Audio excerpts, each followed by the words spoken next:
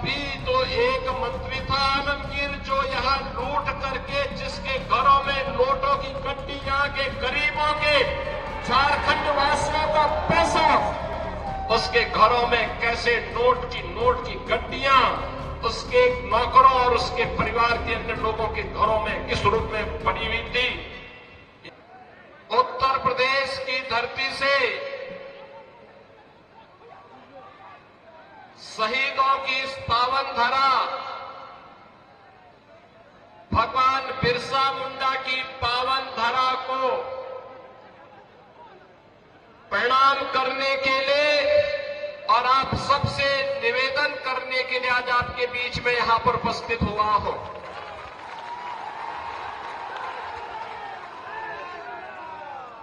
दीपावली का पर्व आपने भी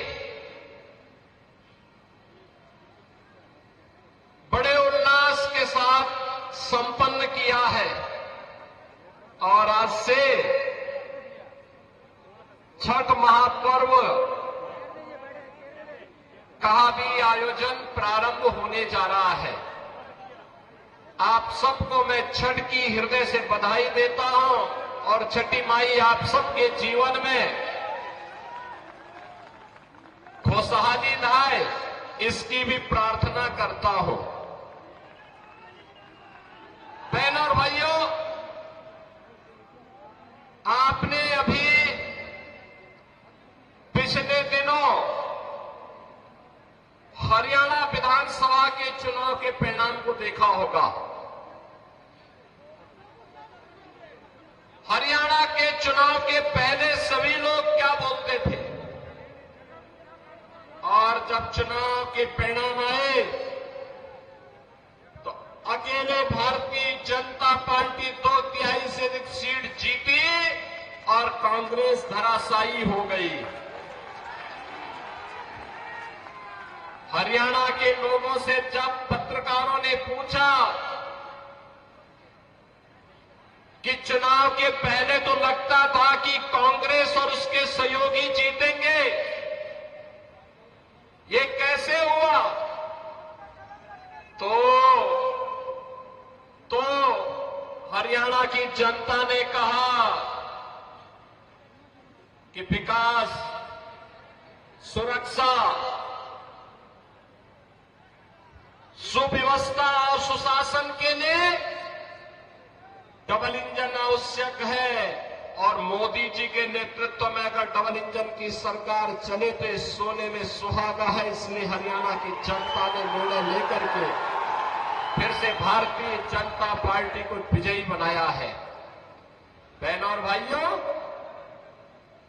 हमारा ये झारखंड एकोडर्मा प्राकृतिक संसाधनों से भरपूर है। धरती आबा भगवान बिरसा मुंडा की पावन धरा है, शहीदों की धरा है। देश की आजादी के लिए अकेले कोडरमा से एक नहीं, 4 हुतात्माओं ने अपना बलिदान दे करके इस देश को ब्रिटिश हुकूमत से मुक्त करने के लिए अपना योगदान दिया था। लेकिन आज क्या हो रहा है झारखंड में, मैं देख रहा था।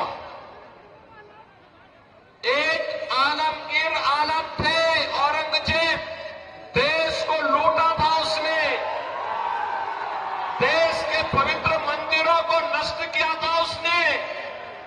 और दूसरा, झारखंड मुक्ति मोर्चा का भी तो एक मंत्री था आलमगीर, जो यहां लूट करके जिसके घरों में नोटों की गड्डियां के गरीबों के झारखंड वासियों का पैसा उसके घरों में कैसे नोट की गड्डियां उसके नौकरों और उसके परिवार के अन्य लोगों के घरों में किस रूप में पड़ी हुई थी। ये लूट का इससे दूसरा घटिया स्तर और दूसरा देखा नहीं जा सकता है। और इसीलिए मैं कहने के लिए आया हूं बहनों और भाइयों, ये चुनाव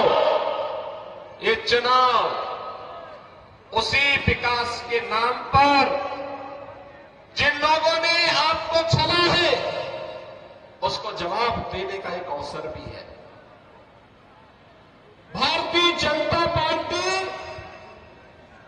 जहां कहीं पर भी भारतीय जनता पार्टी की सरकारें हैं, उन्होंने विकास का एक मॉडल दिया, उन्होंने विरासत का सम्मान किया। आप यही सोचिए, 1947 में देश आजाद हुआ था। कांग्रेस को देश की जनता ने शासन करने का अवसर दिया था। एक लंबे समय तक उन्होंने शासन किया था, लेकिन क्या कभी किसी ने गरीबों के लिए ईमानदारी से कोई योजना चलाई?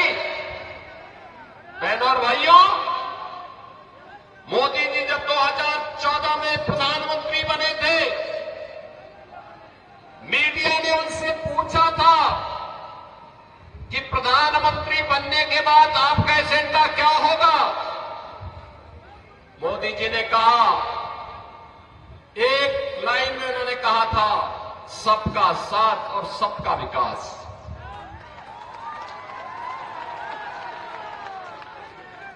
जाति, मत और मजहब के आधार पर नहीं, क्षेत्र और भाषा के आधार पर नहीं, बल्कि हर गांव का विकास होगा, हर नगर का विकास होगा।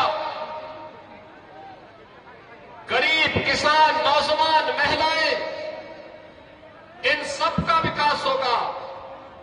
देश की सुरक्षा के साथ कोई भी समझौता नहीं होगा। देश का सुरक्षा का मॉडल क्या होना चाहिए, ये आज आप देख रहे होंगे। कांग्रेस की सरकारें हुआ करती थी, तब चीन हमारे देश के अंदर घुसता था, और आज आप देख रहे होंगे, समाचार रोज पढ़ रहे होंगे, आज चीन की सेनाएं पीछे हट रही हैं और वहां पर भारत की सेना गश्त कर रही है। पाकिस्तान तो अब भारत का नाम सुनकर के ही कंपकपी शुरू हो जाती है। पाकिस्तान को जैसे लगता है, अब जब उसको कहीं सुनवाई नहीं होती तो यूएन में कहता है, उसको सपने आते हैं, कहता है कि भारत कभी भी हम पे हमला कर सकता है, हमारी जान बचाओ। सरकार तो ऐसे होनी चाहिए, दुश्मन के दिल को दहला सके, और यही आज भारत की सरकार कर रही है।